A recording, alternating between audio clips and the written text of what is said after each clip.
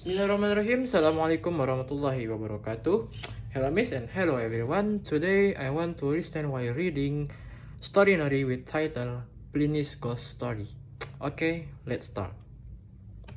Pliny's Ghost Story. Dedicated to twins Sam and Ellie, whose family support us on Patreon. Hello, this is Jana. Now, I have to let you know that I love a good ghost story. But Bertie doesn't like them because he gets spooked easily. But I'm really pleased because Halloween is coming up. And I've got the perfect excuse for us to put out some scary stories. Yes, fight and scary. But of course, this story comes with a wee warning. If you don't like being scared, please don't listen. We've got loads more non-scary stories that you can listen to anytime you like on Storynory.com. This ghost story was written down by an ancient Roman called Pliny, who Bertie tells me wrote letters in Latin to his friends. In one letter, Pliny asked a Roman senator if he believed in ghosts, and then went on to tell him this story. There was in Athens a large and roomy house which had a bad reputation. In the dead of night, a noise like the clanking of iron was often heard, and if you listened carefully, it sounded like the rattling of chains, distant at first, but approaching nearer, bit by bit.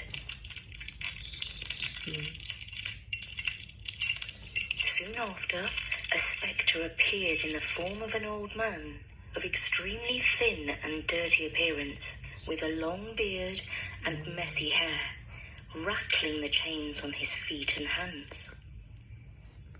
The people who then lived in the house passed their nights wide awake. The lack of sleep ruined their health and made them ill to the point of scaring the life out of them. During the daytime, even when the spirit did not appear, they imagined seeing it before their eyes, and the ghost kept them in perpetual fear. Eventually, they left the house entirely to the ghost, as they said no person in their right mind could live under that roof. However, a wily real estate agent of Athens put out an advertisement offering the house up for sale or rent. It happened that Athenodorus, the philosopher, came to Athens at that time, and the advertisement for the house caught his eye. The low price raised his suspicion.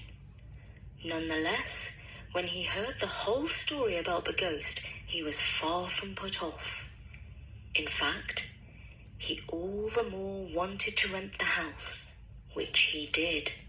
Towards evening, as darkness fell, he got ready to spend the night in the front part of the house. After calling for a candle, together with his pencil and writing tablets, he ordered his servants to go to bed. He wanted to occupy his mind, so as to prevent his thoughts turning to scary things, such as imaginary noises and spectres. So, he kept himself busy, writing with the utmost concentration. The first part of darkness passed in complete silence. Nothing unusual happened, but just after midnight, he heard a clanking of iron and a rattling of chains. He neither lifted up his eyes nor laid down his pen.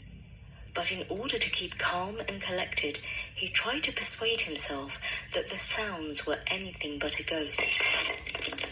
The noise increased and advanced nearer till it seemed at the door, and at last in the room.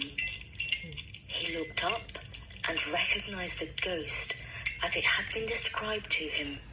It stood before him, beckoning with its finger, like a person who summons another. Athenodorus in reply made a sign with his hand that it should wait a little, and turned his eyes again upon his papers. The ghost then rattled its chains over the head of the philosopher. Athenodorus, looking up and seeing it beckoning, immediately arose, and candle in hand, followed it. The ghost slowly stalked along, as if weighed down by its chains, and turning into the courtyard of the house, suddenly vanished. Athenodorus, now being left alone, made a mark with some grass and leaves on the spot where the spirit had left him.